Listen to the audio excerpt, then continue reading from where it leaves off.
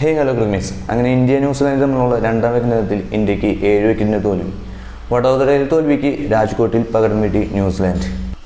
Toss നഷ്ടപ്പെട്ട് ആദ്യം bat ചെയ്ത ഇന്ത്യ നിശ്ചിത 50 ഓവറിൽ 7 വിക്കറ്റ് നഷ്ടത്തിൽ 284 എന്നൊരു സ്കോറിലെത്തിയെങ്കിൽ മറുപടി ബാറ്റിങ്ങിൽ ന്യൂസിലാൻഡ് വെറും 3 വിക്കറ്റ് നഷ്ടത്തിനാണ് 47.3 ഓവറിൽ മറികടക്കാനാണ് ഉണ്ടായത്.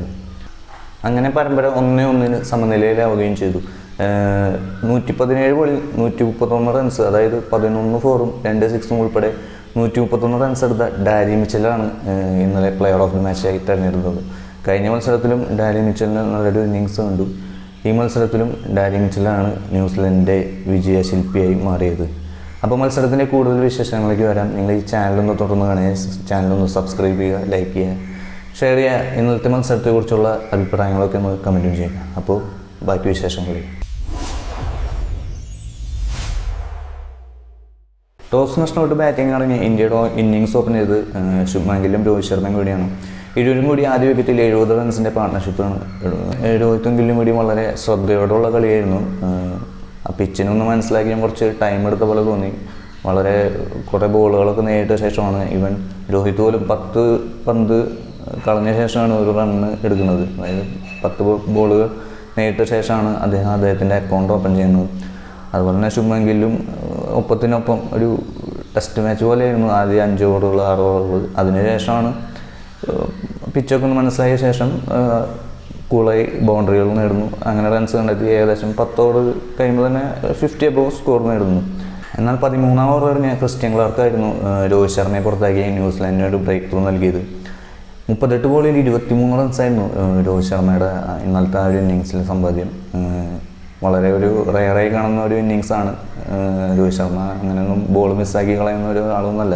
പുള്ളി ആദ്യമേ തന്നെ അടിച്ച് റൺ കയറ്റുന്നൊരു കാഴ്ചയാണ് നമ്മൾ കാണാറുള്ളത്. പക്ഷേ ഇന്നലത്തെ മത്സരത്തിൽ അദ്ദേഹം കുറച്ചുകൂടി ബോൾ ഫേസ് ചെയ്തുകൊണ്ടാണ് ആ ഒരു 23 എന്ന സ്കോറിൽ ഔട്ടാകുന്നത്. പിന്നീട് റണ്ണ് കൂടുതൽ അടിക്കാനുള്ള ഒരു ശ്രമത്തിലാണ് വിക്കറ്റ് പോകുന്നത്. പിന്നീട് വന്ന വിരാട് കോഹ്ലിയും ശുഭ്മാൻ ഗില്ലും തമ്മിലൊരു പാർട്ട്ണർഷിപ്പൊക്കെ ബിൽഡ് ചെയ്യുമെന്ന് കരുതി. പക്ഷേ ശുഭ്മാൻ ഗില്ല് വീണ്ടും 56 റൺസിന് ഔട്ടായിരുന്നു. അതായത് കഴിഞ്ഞ മത്സരത്തിലെ അതേ സ്കോർ തന്നെയായിരുന്നു 56 റൺസ്. കഴിഞ്ഞ മത്സരത്തിൽ 73 ബോളിലെങ്ങാണ്ട് 56 റൺസ് എടുത്തെങ്കിൽ ഇപ്രാവശ്യം ബോളുകളൊന്നും അധികം മിസ്സാക്കിയില്ല. 53 ബോളിൽ 56 എടുത്ത് ശുഭ്മാൻ ഗില്ലും ഔട്ടായി. വൈകാതെ തന്നെ ശ്രേയസ് അയ്യരെയും വിരാട് കോഹ്ലിയും പുറത്താക്കി ക്രിസ്റ്റ്യൻ ക്ലാർക്കാണ്. അതായത് ന്യൂസിലാൻഡിൻ്റെ ഡിബറ്റൻ ബോളറാണ്. കഴിഞ്ഞ മത്സരം കൊണ്ടാണ് അദ്ദേഹം ഇൻ്റർനാഷണൽ മത്സരങ്ങളൊക്കെ കളിച്ചു തുടങ്ങിയത്. ഇന്നലെ വിരാട് കോഹ്ലിയും ശ്രേയസ് അയ്യരെയും പുറത്താക്കി ന്യൂസിലാൻഡ് നല്ലൊരു ബ്രേക്ക് ത്രൂ ആണ് നൽകിയത്. ഇതോടെ ഇന്ത്യൻ ബാറ്റിംഗ് നിര പ്രതിരോധത്തിലാവുകയും ചെയ്തു.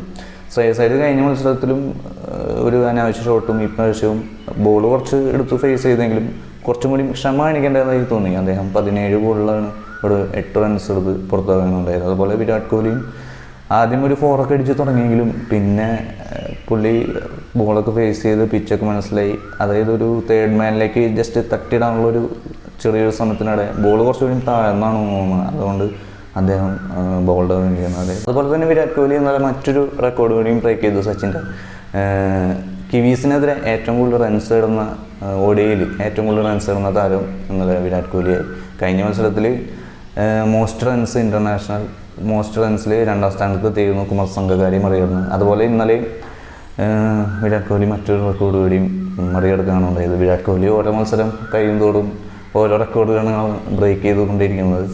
അതുപോലെ തന്നെ ഇനിയും പുതിയ റെക്കോർഡുകൾ ബ്രേക്ക് ചെയ്യാൻ സാധിക്കട്ടെ എന്ന് നമുക്ക് ആശ്വസിക്കാം. അടുത്ത മത്സരത്തിൽ നല്ലൊരു സെഞ്ചുറിയുമായി വരട്ടെ എന്ന് നമ്മൾ ആശംസിക്കുന്നു. അങ്ങനെ ശ്രേയസ് അയ്യരും ഒരു വിരാട് കോഹ്ലിയും ഔട്ടായതിനു ശേഷം ഇന്ത്യയുടെ കളി എന്ന് പറഞ്ഞാൽ ടെസ്റ്റിന് സമാനമായിരുന്നു. അതായത് ജഡേജേൻ്റെ അതിലും കൂടി വളരെ ബോളൊക്കെ ഫേസ് ചെയ്തായിരുന്നു ഒരു മാച്ച് കണ്ടത്. സത്യം പറഞ്ഞാൽ ഉറക്കം വന്നിട്ട് വരികയായിരുന്നു. ആ ഒരു 2 മണി 3 മണി സമയമായതുകൊണ്ട് തന്നെ നമുക്ക് കളി കാണാനും തോന്നില്ല. കാരണം വിരാട് കോഹ്ലിയൊക്കെ പോയതോടുകൂടി കളി കാണാനുള്ള മൂഡേ പോയി. എന്നാലും ഇരുവരും കൂടി ഒരു പാർട്ട്ണർഷിപ്പ് അവിടെ ബിൽഡ് ചെയ്തു. അതായത് ആ ഒരു സാഹചര്യത്തിനൊത്തുള്ള കളിയായിരുന്നു ജഡേജയും രാഹുലും കൂടി കളിച്ചത്. 73 റൺസിൻ്റെ പാർട്ട്ണർഷിപ്പ് ഇരുവരും കൂടി ബിൽഡ് ചെയ്ത ശേഷമാണ് മൈക്കിൾ ബ്രേസ്വെൽ നല്ലൊരു റിട്ടേൺ ക്യാച്ച് എടുത്ത് ജഡേജയെ പുറത്താക്കിയിരുന്നു. അങ്ങനെ സ്കോർ ബോർഡ് 200-ൽ എത്തിച്ചു ഇരുവരും കൂടി. പിന്നെ നിതീഷ് റെഡ്ഡി ഇറങ്ങി. നിതീഷ് റെഡ്ഡിയും രാഹുലും ചേർന്ന് സ്കോർ 250 കടത്തി. അതായത് ഒരു 58 റൺസിൻ്റെ പാർട്ട്ണർഷിപ്പ് രാഹുലും നിതീഷ് റെഡ്ഡിയും കൂടി ബിൽഡ് ചെയ്തു. അങ്ങനെ സിറാജിനെ കൂട്ടുപിടിച്ച് രാഹുൽ തൻ്റെ കരിയറിലെ 8ാം സെഞ്ചുറി പൂർത്തിയാക്കുകയും ചെയ്തു. അങ്ങനെ ഇന്ത്യ ഇന്നിങ്സ് 284 അവസാനിപ്പിക്കുകയാണ് ഉണ്ടായത്. 284 അത്ര നല്ല സ്കോറൊന്നും ആയിരുന്നില്ല രാജ്കോട്ടിലെ ആവറേജ് എന്ന് പറഞ്ഞാൽ ഒരു 300-ന് മുകളിലാണ്. ഒരു 332 എന്നാണ് രാജ്കോട്ടിലെ ആവറേജ് ഫസ്റ്റ് ഇന്നിങ്സ് സ്കോർ എന്ന് പറയുന്നത്. അപ്പോൾ ഈ ഒരു സ്കോർ വെച്ച് ന്യൂസിലാൻഡിനെ ഡിഫെൻഡ് ചെയ്യാന്ന് പറഞ്ഞാൽ അത്ര എളുപ്പമുള്ള കാര്യമൊന്നുമില്ലായിരുന്നു. അതുപോലെ തന്നെ സംഭവിക്കുകയും ചെയ്തു. കാരണം ന്യൂസിലാൻഡ് ബാറ്റേഴ്സ് ഈസിയായി തന്നെയായിരുന്നു മത്സരം ജയിച്ചത്. ന്യൂസിലാൻഡ് ബാറ്റിംഗ് ഓപ്പൺ ചെയ്ത് ഹെൻറി നിക്കോൾസും ഡെവൻ കോൺവേയും തന്നെയാണ്. വളരെ സമയമെടുത്ത് തന്നെയായിരുന്നു അവരും പതുക്കെ സ്കോർ കണ്ടെത്തിയത്. ആദ്യം 5 ഓവറിൽ ഈവൻ 10 റൺസ് ഉണ്ടായിരുന്നു. ആദ്യം 5 ഓവറിൽ ന്യൂസിലാൻഡിനെ എടുക്കാൻ സാധിച്ചത്. ഹർഷിത് റാണയും സിറാജും കൂടി ന്യൂസിലാൻഡ്, അതായത് ഹെൻറി നിക്കോൾസനും ഡെവിൻ കോൺവേയും ശരിക്കും വെള്ളം കുടിപ്പിച്ചു എന്ന് തന്നെ പറയാം.